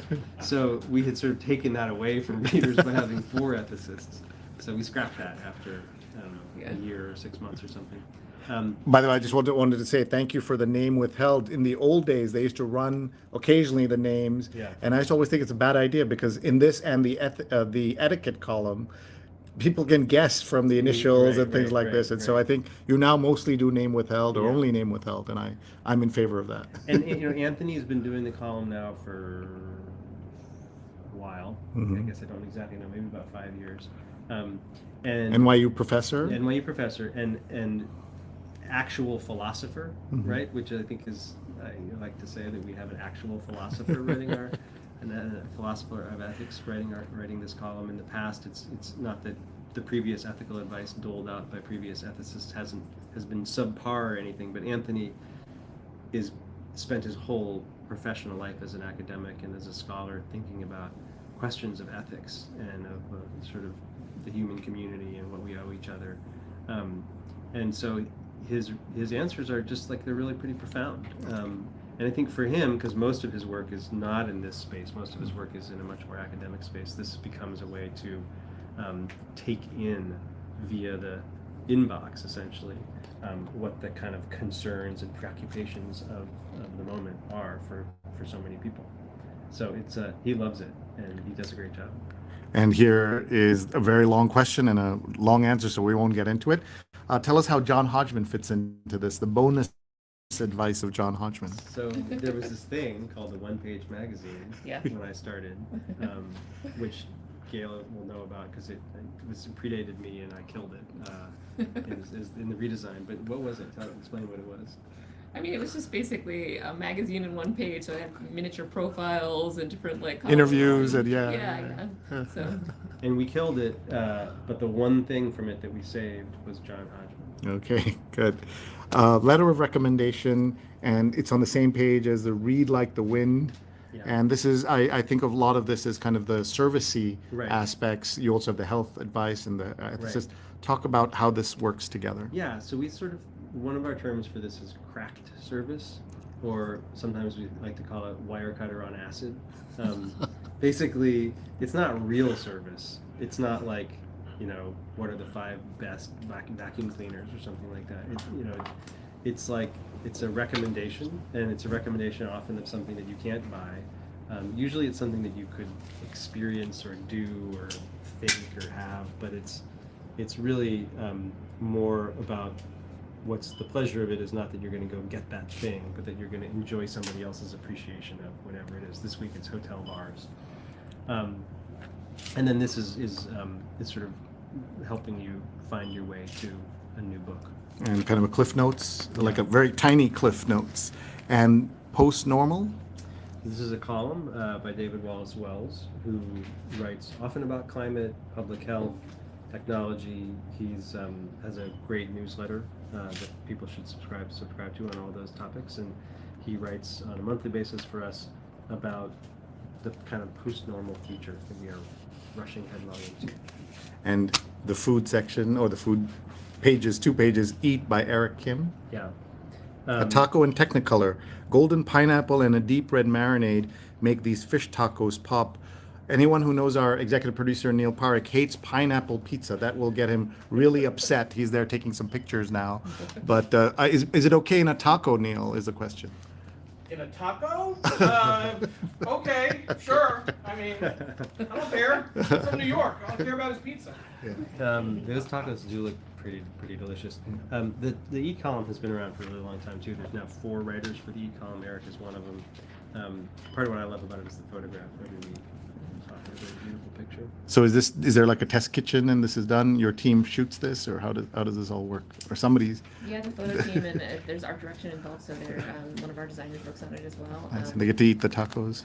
I think they probably get to eat some of the tacos, but yeah, it's a team of photographers that shoot it. Another Northeast college here. It's an ad for Brandeis University, Neil. Don't be upset, not Wesleyan. But we don't need to advertise. I'm just saying. But a moment on advertising and why that matters in this and able. Definitely. Yeah. I mean, it would be foolish to not concede that we have less advertising than we once did. It's no longer as much of an ad-supported business as it once was. However, as we were talking about earlier, the dramatic growth of digital subscriptions has changed our whole company, really, from being a advertising supported business to being a subscription or a reader supported business. That's not to say that we don't still find a lot of value in partnerships with clients, that we don't derive a lot of important revenue to the company from advertising. It's really important, and we really value those relationships with particularly like our long running clients who advertise with us. But the majority of the company's revenue now is from readers, and that's interesting. It sort of shifts, like that change really changes the kind of business model of the whole company. But there used to be magazine issues that you would announce in the paper that this maybe before your time, we're going to be doing this topic, and then people could advertise We against still that. do You that. still Yeah, we have, still yeah. have. We call those our special issues. We have 12 of them a year, 12 or 13 of them a year. Yeah. By the way, we're not going to hold you. We're not going to blame you for this, but Linda says, I wrote a piece for the magazine on kids' playgrounds, which got bumped when George Bush invaded Iraq. I just remembered. I apologize. Yeah, exactly. The trillion-gallon question. And this was the cover we were talking about. So, And folks who missed it, you're seeing this first. It's not on digital yet. It'll be on tomorrow on the website, but you're seeing this first here. yeah, and it's just a great opening spread. Yeah. Great Photography. Great And photography. Cool, big blocky yellow type. and color matters in everything you do as well. So talk a little bit about that. And sometimes you use black and white photography over color. How do you decide when? Well, our photo departments, oftentimes it's based on who they're commissioning, and I think it's also calibrated to what we're covering. So there's a lot of different considerations that go into that. Certain photographers, their work tends to be in one, either black and white or color, and so it really just kind of depends both on what the topic is, what the mix is in the issue sometimes, Wow. and who the best person is to shoot it. And do the word editors fight you when you try to give a whole page like this to or double? Do you call it double spread or spread? What do you call it? Double Spread, truck? Yeah. Wow, the story goes on for a little longer than usual. Yeah. And Well, it depends. Sometimes when we have a really visual story, Right. we'll ask for more pages. Right. There's definitely a little. Even more than I thought. Yeah. Finally it ends. There's a negotiation that happens, I would say. I mean, there's so much of the planning of the magazine is in like the 3 weeks before it's completed, and during that time we will start to get back the photos for a story, and it's too bad Kathy's not here because we could give Kathy a hard time for the thing that always happens, which is that when there's a really good photo shoot, like this damn story, it's a really good photo shoot, and Spencer Lowell did an amazing job, they'll beg and plead, can we just have more pages for this story? It's Sometimes they'll come recruit me. Yeah, because you could be the go-between. Ask Yeah. for it. Yeah. I mean, of course, when we think about publishing these stories online, of course, we have endless space for them. But yeah, we often are, in terms of the print magazine, we're sort of figuring out the construction of the magazine based on questions like, how good is the photography? Sometimes it's fine, does the job, and sometimes it's just spectacular. Yeah. I worked at a magazine in India a long time ago, and we'd put up on the wall these, what your counterparts would draw, pages, I don't know what you call them, but those dummy pages and all that. Now it's all done online, but do you do anything on a wall now? Yeah, we do. Okay, you and do. if you walk by our department, we have a conference room where we have a couple of special issues still up on the wall. It's nice to look at stuff that way. I feel like you can kind of see the whole thing online, but if you really want to understand how it's going to look in print, you've got to print it out and look at it like on paper. Jake did a really good job describing this story. Maybe you can tell us about what your team was doing. This is Charlie Savage's story on the inside story of my strange role in the most 90s phenomenon ever, watching a 30s movie, The Wizard of Oz, while listening to a 70s album. And so they looked like you had a lot of fun even pulling this together. Yeah, actually, so we wanted to work with, visuals from the film, and also, and we weren't exactly sure how we were going to do that.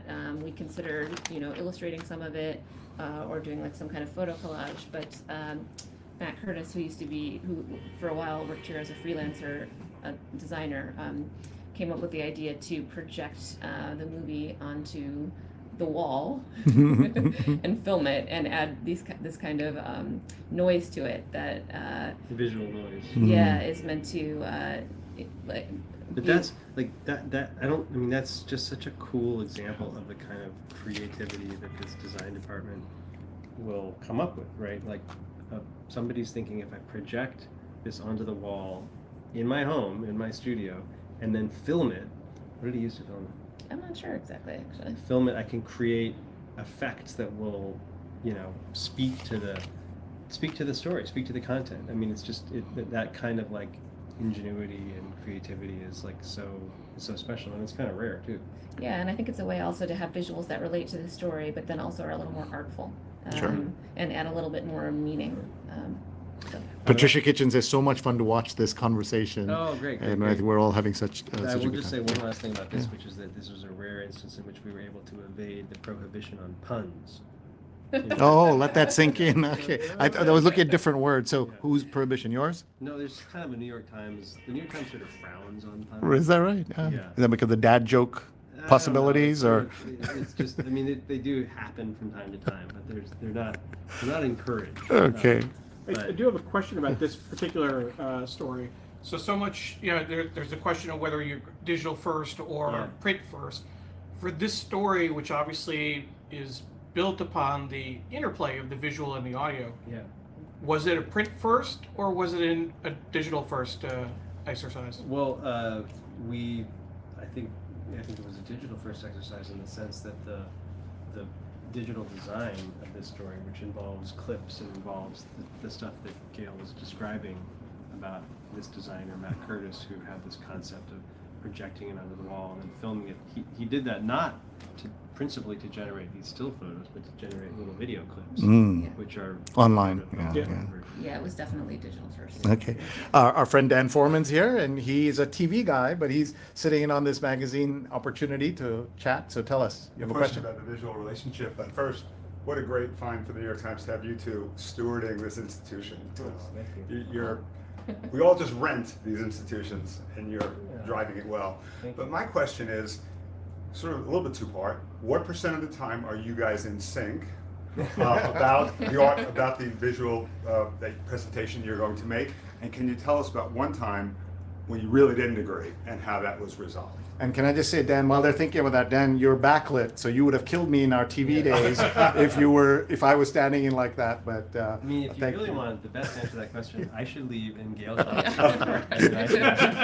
Like the newlywed Well, game. I We can tell should you how things are resolved, which is what Jake says. I didn't say that. 1% and what's one story? No, I mean, like, here, let's say this. How often are we in alignment? Let's answer at the same time. Let's see if it's You mean like a percentage? No, just like always, sometimes, or never. Okay.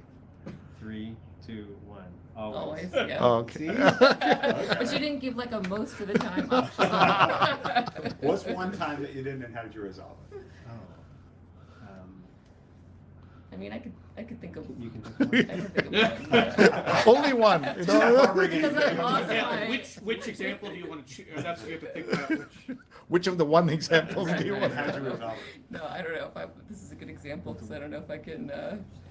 I think there's sometimes there's a conflict between like wanting to do some kind of a graphic treatment or conceptual piece versus like an existing photograph. And Well, what's your example? the one thing I was thinking about was the story that we did. I'm trying to remember. It was on politics, where we ended up using a local politician as the cover, and I really wanted to do something that it was like a concept that we had mocked up. That do you know? I'm not doing a very good job of explaining the story. Was it the Los Angeles County DA? I don't think it was Los Angeles. Queens? Yeah, we've done a lot of covers together. But this does sometimes we'll assign stories that are where the subjects just aren't like they're like a local politician or something. They're not like visually that exciting. It's not like a dam in California. It's just this awesome like feat of engineering you can photograph in these incredible ways. It just looks like a person in a suit, like 1,000 other people in suits you've seen. So those types of covers are generally challenging, but they might be really important stories. And so then in those situations, we get into this sort of, challenging visual conundrum. Do you put the person on the cover? This most recently happened in the case of Randy Weingarten, who was the president of the American Federation of Teachers, the second largest teachers union in the country, and we did a cover story on the kind of politicization of education and the way that teachers unions have become the subject of a lot of attacks. And Randy Weingarten is not a familiar figure to most readers, and so putting a picture of Randy Weingarten on the cover was we thought wasn't going to be that visually exciting. So then we went down a path of creating a kind of a conceptual illustration, but that type of situation where the decision is between essentially a piece of photojournalism versus a more conceptual approach is often the place where sometimes there can be some discord, because the conceptual approach allows you to do something that's really polished and like intentional and has a design clarity to it, but it feels general. It feels a little more abstract, and the photograph will feel like really like concrete, but it can often feel kind of small and particular and narrow, and so that It feels newsy sometimes. yeah. That's a great answer. A little follow-up, if I could, just for you, Yeah. Jake. How deep are you able to get into the journalism as well as the graphics and still run the place and do the administrative? What's your percent on that? Sorry for all the percentages. Percent is hard to say, but I mean, I read and give feedback on every feature story, and I definitely try to like get into the weeds of certainly making the assignments for all the feature stories, and helping to shape them. But that said, part of why, and I'll say it again, a weekly magazine that comes out every week can operate at the level that we do is that Gail and I just have these incredible staffs in the design department, amongst the editors, photo team. The fact checkers are absolutely incredible here. They're just animals. In a good way. The copy editors, the production team, our digital team. I mean, we just have like a really amazing group of people here that are all very dedicated, and everybody, there's a lot of trust. So I think Gail and I both feel like we have a lot of trust in our teams. And We're going to just take a couple of minutes more. Yeah. We're at the back of the magazine, right? Yes. But you call it the back of the book, or I do thought you this use that? was a good time for Okay. me to go, like, not as designed. Yeah. Thank you, Gail, for doing this. We're so thrilled that you would spend more than just a couple of minutes with us. So thank you, and we look forward to watching your work every week. Oh, great. Thank you so much. Thank you. Thank you so much for doing this. So, do you call this the back of the book, or Yeah. okay? The jump pages. And we sorry, The jump pages. the jump pages, right? And of course, lots of puzzles. I mean, there's puzzles upon puzzles We here. added this. This was a new thing, was to add a whole full page of puzzles. This was a couple years ago. Right. But one of the biggest changes that we've made in recent years was to put the crossword on the back page. It wasn't always on the back page. It was the page after the back page, and this was the top column. And then we moved the top column into the front, increased the size of it, and we put the puzzle on the back page. And we added this little feature here, which is a tiny bio of the person who Written wrote- by Will Schwartz. Written by Will Schwartz. Yeah, So it's a tiny bio of the person who created this. and sometimes there's some really unusual characters in They here. are, I mean, right? it's true. The people who write crossword puzzles, as a rule, are always interesting. And some of them, I remember once seeing professional puzzle maker. Like, is there enough work? And turns out there is. So we're going to try to do one or two of these if you boy. can. Let's see. I see lead guitarist of Queen who has a PhD in astrophysics. That's Brian May, 79 across. So is it? Oh wait, do you think it's the full name? He's a PhD in astrophysics. So let's see, Brian May. Yeah, that Very works. confident doing this in pen, but that's Yeah. probably all I can do. How are you at these things? Well, we got Edie Brickell here. Okay, Edie 15 Brickell, down. 15. Where's 15 down? Yeah, Edie is EDIE. This is like watching paint dry, folks. Yeah. But you're watching Jake Silverstein, the editor-in-chief of the New York Times Magazine, trying to fill this out. We're really giving people a jump on this. Yeah, exactly. No, this is not fair. 1970 hit for Neil Diamond. There are so many hits in 1970s. That might be. I was born in 1975, Yeah. so Okay, so you're off gonna the just the hook. take a knee on that Oh, one. let's try to do one more. Come on, between the two of us, we can do. Okay, Kapoor, who played. This is Anil. Kapoor, who played the game show MC in Slumdog Millionaire. 62. Is that down? Yeah, 62 down. Before that, I was going to say it seemed like a music theme, but Yeah. with the Neil Kapoor, I don't know, right? Pete Raquel and But Brian it- May. We're just those are the ones we're gravitating. Yeah, that's all the the only ones we know. do we know. I always wondered why they don't put the word count next to, or the the what do you call it, character count next, letter count next to these, so that then we Here we would go. know. This Okay, is you got one. Semanas. Yeah. Okay. Is that the Spanish word for weeks? Goes on and on. 114 across. 114 weeks. weeks in Oaxaca. So No, 114. no. 114 is Yeah. Semanas. SEMANAS. Yay! Go back to the Neil One- Diamond one. yeah. Marilyn is wondering if it's Sweet Caroline. And as did Jenny here, but we don't know how many words it is. That's see, this is why I need a word count. Where is it? 105 across. I feel like It's too Will- short. I think It's Will Shorts is going to be angry with us. and you don't want Will Shorts to We be don't angry want with Will you. Shorts Okay. angry with us. Yes. Reed, turn the page, please. Cover this Yeah, up exactly. for 2 more days. But tell us why you have so many puzzles in there. And People love puzzles. right. I mean, who doesn't love puzzles? Obviously, Jenny's saying. I do them all. Yeah. Or do you do the crossword Yeah. so you can do Saturday? Well, can I do? Okay. It takes a while. Well, if you can finish it, And there all, are I'm some impressed. holes. I'm impressed. Robert says that's why I limit myself to the New York Times mini crossword. I love Yes, the the minis. minis are great. The The minis minis are are great. awesome. And obviously, Wordle has been a total sensation in the last couple of years. Yeah. Spelling Bee. Oh, as well. Oh, spelling. Yeah, spelling is her favorite. We should get the games editor on here. Linda says, I cover my ears and go nah, nah, nah when my husband asks for my help on the crossword. And how do these crosswords work with the daily crosswords? How does that, are there coordination? It's the same team. Same It's the team, same but you team. just Will run it here. Shorts oversees Yeah. all of that. We're just, I mean, we don't create the puzzle. Right. There's a games team that does Right. that. We're just the print home for it. Right. But you are, for example, we went to the home of Amy Vershup to read the 52 places you will go. Yeah. Unfortunately, it was in January 2020 when this is the travel editor, as you know, her home. But for example, you do voyages and it's a separate thing. You don't coordinate that. So, but this is one thing where you do coordinate the puzzles. Yes. You and coordinate. another part of the magazine that's coordinated. I mean, I would say everything's coordinated in that we always, if we're doing a voyages issue, we'll tell the travel desk what we're doing. If we're, when we had a story about the anniversary of Vivaldi, the Vivaldi shooting this year, we were in conjunction with the national desk, which was also doing some anniversary coverage of that event. If we have this Iran story, like Farnaz works for the international desk, so this was in conjunction with the international desk. So we very much are working together with but the crossword is something that is actually created by another part of the New York Times and published in our print magazine. The only other thing in the print magazine that can say that for is the Eat column, which we created, was sort of born in the magazine years ago.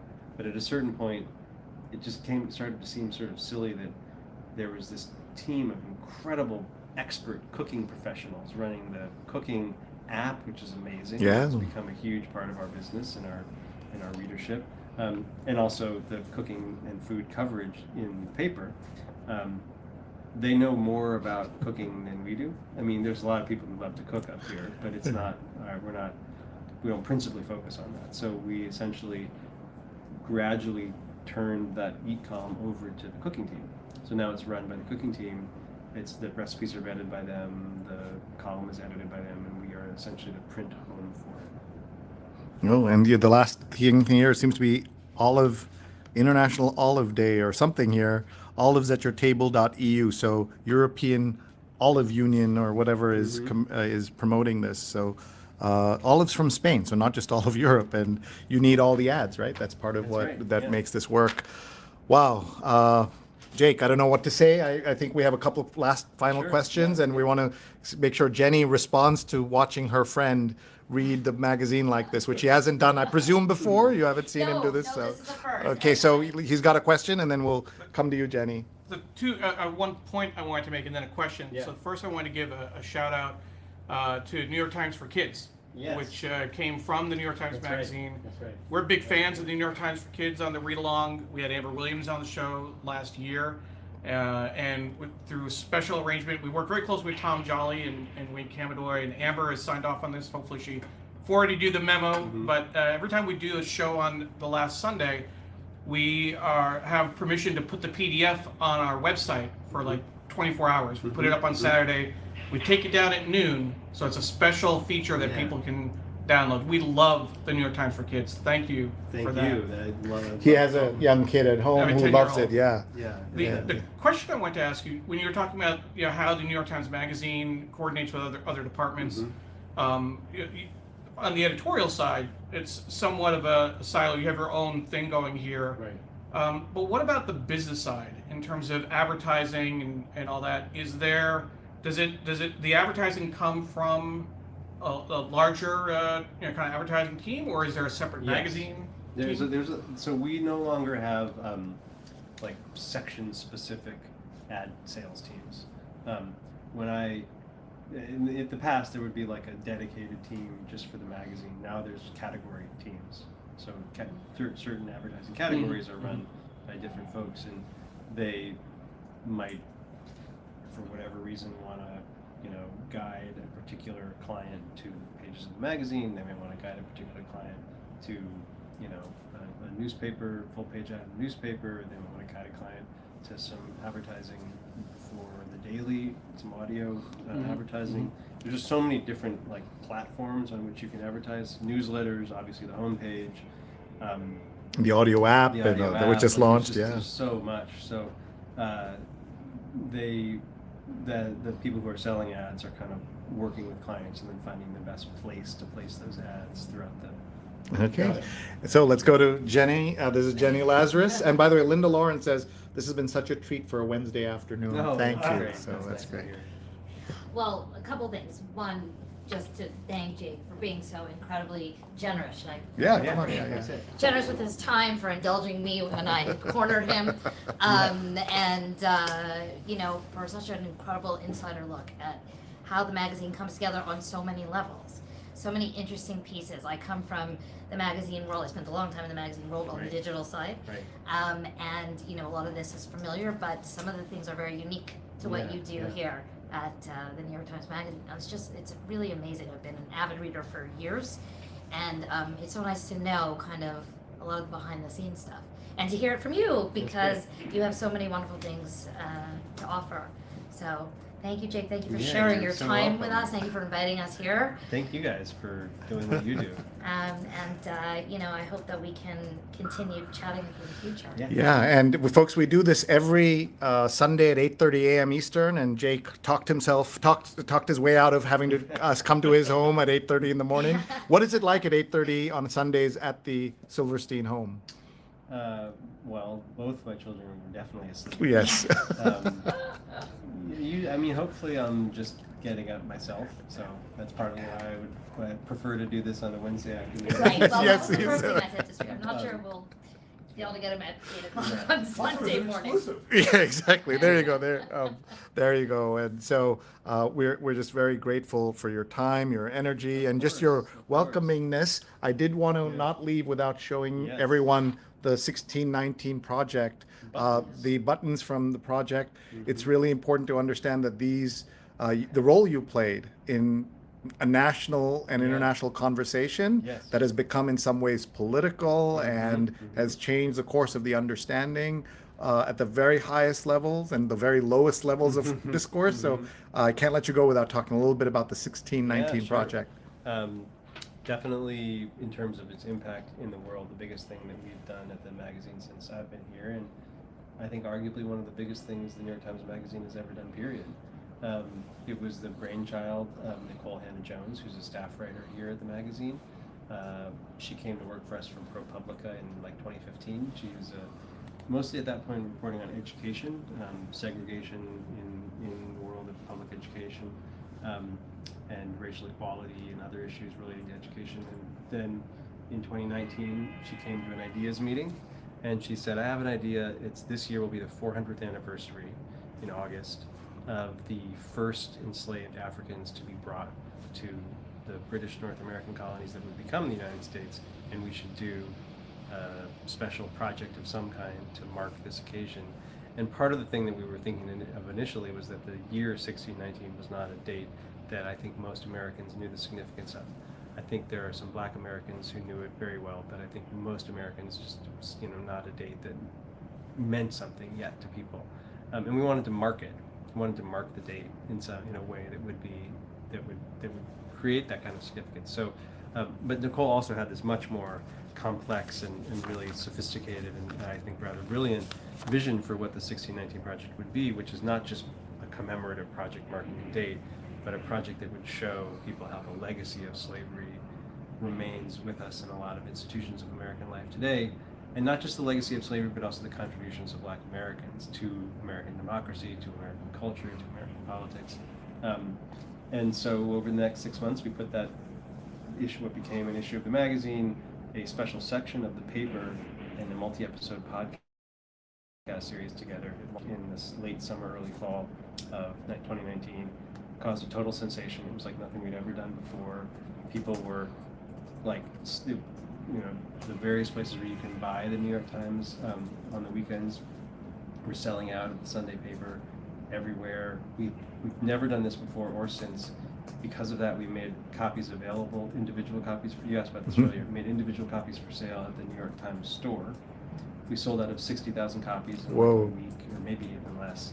We announced a free giveaway on Hot 97, Nicole on Hot 97, and announced a free giveaway at the New York Times building one like Monday or Tuesday at 9 a.m. By 8:30 there was like 300 people going down the block. It was just like incredible. It was, the demand for it was so intense, and there was, even though they could get it online, they still wanted the print issue. Yeah, people wanted it for a memory, right. Collector's edition kind of thing. And then of course there was a critical response to the project, stuff principally from kind of political angle, but there were also some historians who disputed some of our interpretations. It became a subject of debate within the world of academic history, and that was all in 2019. We then brought out a book in 2021 where we took the concept of this, and Nicole worked on this book with myself and Elena Silverman, who's an editor here, and Caitlin Roper, who's another editor here, and another Montclair resident. Yeah. And that book was published in 2021. In November, it was on the bestseller list for like 50 weeks. So it's really been just an enormous phenomenon. And then kind of somewhat separate from the book and the magazine issue, Caitlin and Nicole produced a docuseries for Hulu, which just aired in January. Caitlin and Nicole were as well as a few other people were the principal people from the New York Times who were behind that. What's that called? It's just the 1619 Project. And is there a kids? Well, I have a funny story about this. Yeah. It's so interesting. So, my daughter and Jake's son are friendly, and so one night they were at Jake's home, and I think you gave them a tour of your office. Something to that effect. Yeah. And my daughter came home that night and said, "Mom, do you know that Leo's dad, Jake, did the 1619 project?" Because they learned about it in school. Like they had it was really something. So it's very far-reaching, the impact. Yeah, I mean, like it's impossible it's really difficult to summarize the reach of this project because it's so vast. But Nicole gets enormous amounts of mail. I will admit some of it is hate mail. Sad to say, but like because it's been politicized by politicians holding it up and criticizing it. And but the majority of it is mail from people who, even today, even years later, are still discovering the project and just having their minds opened about American history in new ways by it. It's really it's just been it's really changed, I think, the way many Americans think about the country's history and the persistence of racism and racial inequality in the country today and what its roots are. I want to say that Neil understood the importance of this long before I did. That week, we had a special edition of the New York Times Read Along with our friend Sonny Slaughter, focusing on the project, and he's put a link to it so people can go back and watch it. And it became a touchstone for so many of us who aren't in the African American community to understand through the lens of this story, and it was so powerful, and I know you're proud of it. I'm very proud of it. Yeah, really, truly, just an incredible project to have been a part of bringing into the world. Something I think I'll always be incredibly proud of having. And when did you know this was going to be? Well, you made it big also by the energy you put into it and the resources. But in that summer, when did you say, okay, this is going to be all hands on deck? There was a period of maybe a couple of months after Nicole originally brought the idea forth, when she and I mentioned her editor Elena Silverman were developing the idea further. They hosted a meeting that Nicole pulled together with a bunch of historians to generate ideas for the project, and there was a few months where it was kind of like getting started, really, and like developing and brainstorming and stuff. As that started to to move into like actual assignments getting made, and writers were doing their thing, and we started to envision how it would come together. I would say maybe by May or June, and it was going to be published in August. It started to become apparent that this was going to be a huge Nice. deal. Nice. But even then, I wouldn't say that, if I'm being honest, we understood quite what the long-lasting impact of the project would be. How could we? Sure. Because it's been so huge. Yeah. It's special to us too. It really is, means a lot. And we've come back to the topic several times, with some of the updates that you've done and talking about when the Hulu docuseries came out, et cetera. So thank you again. And it really is. Adam says, thank you. Lovely, the conversation we're having and your Talk 1619 project. Before we go, one last thing. I'm pointing the camera at Neil here because you don't know the genesis of all of this, but I was doing the read along, basically just reading the paper on Facebook Live, and he came across this and said, let me help professionalize it a little bit. He volunteered for a couple of years just helping me do this, and now we work together at DigiMentors and everything. It comes back to his father, who was a publisher of a newspaper, a local newspaper himself, and when he passed, he asked to have the New York Times Sunday print edition be cremated with it. And so when Including the magazine. and so when I hear that, I still get goosebumps. Yeah. And Neil found a photograph that we're going to show you, which is just incredible. That's Neil's father, and you're going to see here. That's Neil's father. It looks very much like Neil, as you can see. And that's Neil, and there's the New York Times. Oh, wow. And Neil, So what year and where is so this? Neil, tell us. Yeah, so about the picture? Yeah. So I put up pictures for Father's Day Yeah. just recently. My dad passed in 2009. So By the way, all dads have been like this, asleep, holding the kid, hoping the kid doesn't fall. Yeah. So I found these pictures, and I put them up. First time I'd ever shared these pictures of me and my dad, but the one that jumped out at me is this one with the New York Times in the bed. I was probably just a couple months old. First time doing a read along, I guess. But it really is. I mean, growing up in New York, and having being from Hastings-on-Hudson, New York, getting the blue bag every day with the Times. We grew up. And what's been great about the show is that I've had the chance, working with Sri, to interview some of the incredible writers that I read growing up. People like Clyde Haberman and Bill Rhoden, Claire Smith. I mean, it's been incredible. Stuart Elliott. Talking to us about the media column he used to write, the advertising work, et cetera. And there's a long list of people. A shout out. My mom is a former member of 1199 in New York, a labor union, and I worked with a labor union in Washington, D.C. I think you may know where I'm going with this, Jake. Steve Greenhouse, another Wesleyan alum, was our guest as well.